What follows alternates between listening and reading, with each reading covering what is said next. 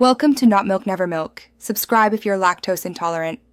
You start by making sure your iPhone supports live wallpaper and that live photos are enabled. This matters because older models won't animate.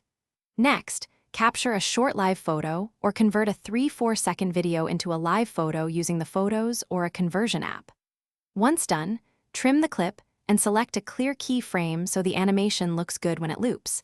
This reduces stuttering and saves storage. Make sure live photo metadata stays intact before moving to settings. You now set the live photo as wallpaper. Go to Settings, choose a new wallpaper, then pick Live Photo from your library. This workflow ensures iOS recognizes the file type. When placing it, use pinch to crop and position. Make sure the subject isn't too close to the edges.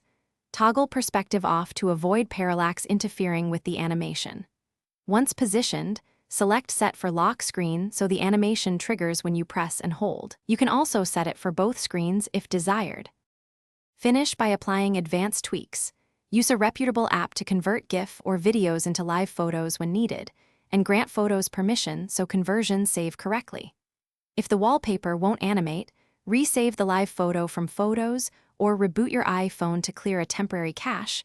This often fixes recognition problems. Also remember why it behaves that way.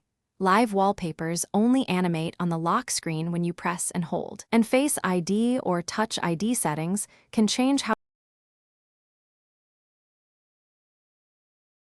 Thanks for watching. If this was helpful, leave a like and consider subscribing. See you next time.